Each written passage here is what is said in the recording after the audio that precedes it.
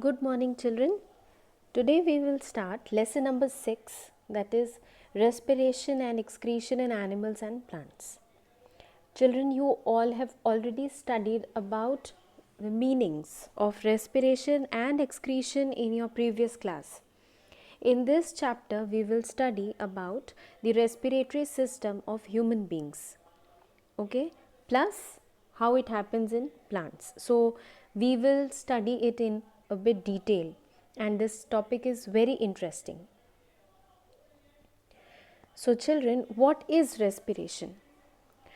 See, the oxidation of food to release energy. This is what is respiration, correct? And why do we respire? Because we need that energy. The oxidation of food to release energy is respiration, and we need that energy for performing various activities, for performing various life processes. Okay, so every organism needs energy to carry out its life processes. This energy is derived from oxidation of food that we eat. So, the process of releasing energy from digested and absorbed food is called respiration. Now, how it happens? There are several steps, and if we just broadly categorize, then there are two steps. The first step being breathing, and second step cellular respiration. Breathing, in other words, you can say external respiration, and cellular respiration means the internal respiration. Okay, now what is breathing? Breathing means taking in air through the nostrils, which is rich in oxygen, and giving out air which is rich in carbon dioxide, that is exhalation. Alright, so the inhalation and exhalation is breathing. So the mechanism by which organisms obtain oxygen from the air and release carbon dioxide with the help of their respiratory organs is called breathing. We should never use the terms breathing and respiration interchangeably. It will be wrong in every sense, okay? Because breathing is the first step. When we inhale the oxygen rich air, then that air follows a certain path. It reaches the lungs where diffusion of gases takes place, and then we breathe out air which is rich in carbon dioxide. Okay, so it is a complicated process, and breathing word, the term, should never be used interchangeably with respiration. This thing will become more clear as we will proceed in this chapter. So, the taking in air which is rich in oxygen into the body is called inhalation, and the giving out of air which is rich in carbon dioxide outside the body is called exhalation. We inhale and we exhale, this process where our body is directly in contact with the external environment. Okay, we are taking in oxygen rich air from our surroundings, from our environment. That is why this is the external respiration. Okay, once the air moves in and once oxygen gets diffused, then all that things, they are happening inside the body. So it will be the part of internal respiration. Breathing is just a part. Okay, so it is external respiration. Children, see this diagram. This is a flow chart, and this will help you to understand that what happens when we breathe in air. Okay, between inhalation and exhalation, what all things are happening, that will be totally clear if you understand this flow chart. Alright, there are two ways in which I will try to make you understand. One is through this flow chart, and one is through the diagram of this respiratory system. In both ways I will try to make you understand, and then it will be very clear. Okay, so let's start. See, when we inhale air that is rich in oxygen, So which particular part is involved? That is our nose, right? Nose has two nostrils, so from there we are inhaling air which is rich in oxygen. Now nostrils, they are followed by a passage known as nasal cavity. Okay, so you can see here in this picture, in this flow chart, first step is oxygen rich air from environment is inhaled, and through the nose, through the nostrils, it reaches the nasal cavity. Alright, now there is one thing special about nasal cavity that you should know. What is it? That in this cavity, the membrane lining that secretes mucus.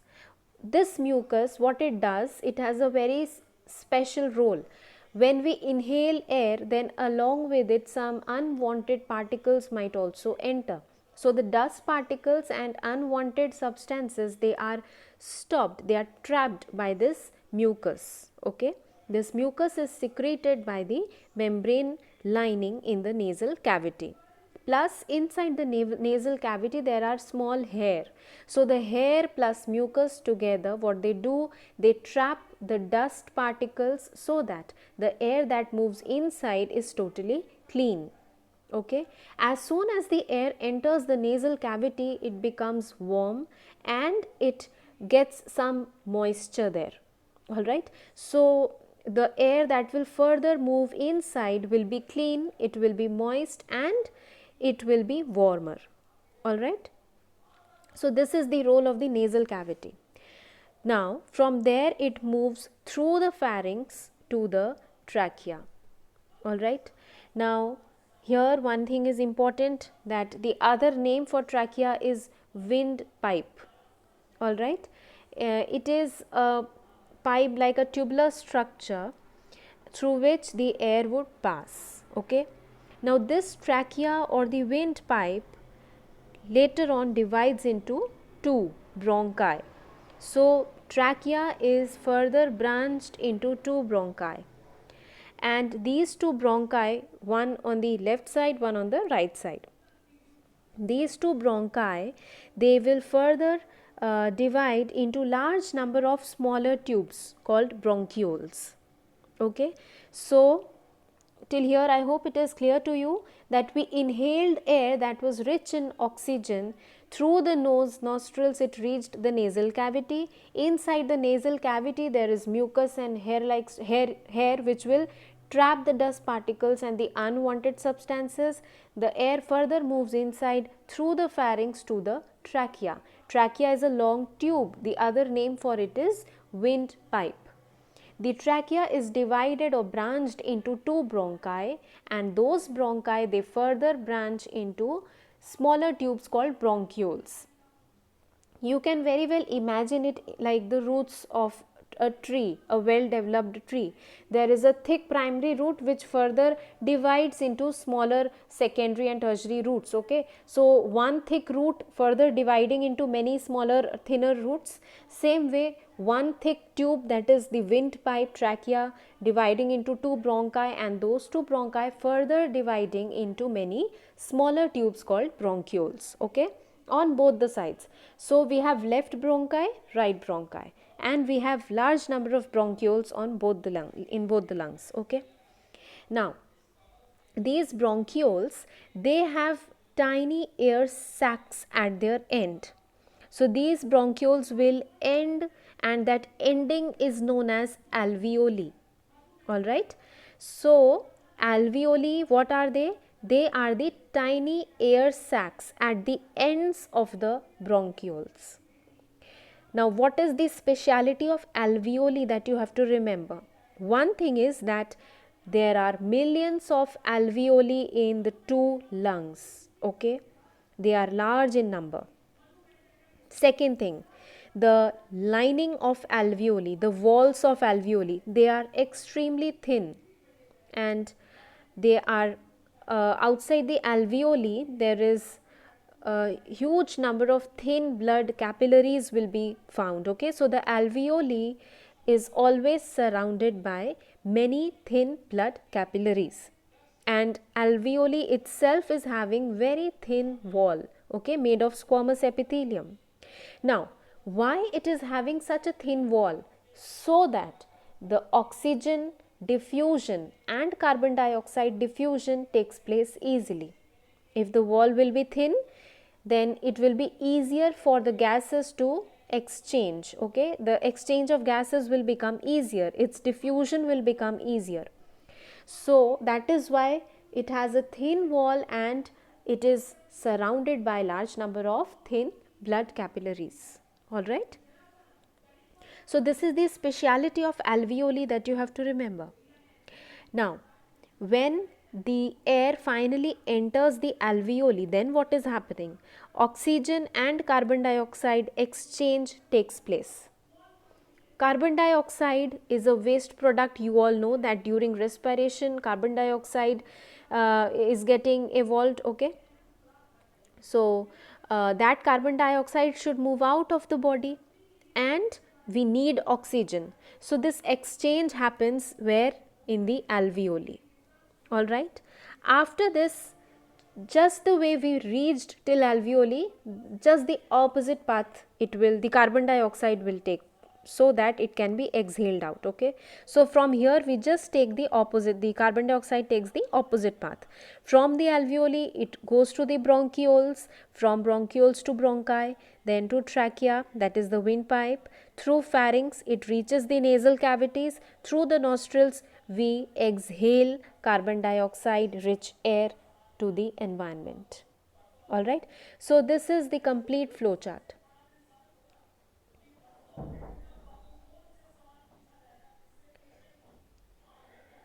Now see children, this diagram. See, this diagram is also there in your book on page number 81. And I want all of you to draw figure 6.1 and figure 6.2 in your notebooks. Today itself you will do that, okay? So you will draw these two figures in your notebook. And while drawing, you please, this thing should go in your mind, that what is the passage, what is the pathway of air, so that this respiratory system is totally clear to you. Okay. Now see children, once again let us try to understand the entire passage of air through this diagram. Now through the nose, the air moves inside, we inhale oxygen rich air through the nostrils, it reaches the nasal cavity. Then it will pass through the pharynx to the trachea, that is the windpipe. Okay. Now this trachea is a tubular structure, and here you can see that it is branched into two bronchi. Alright.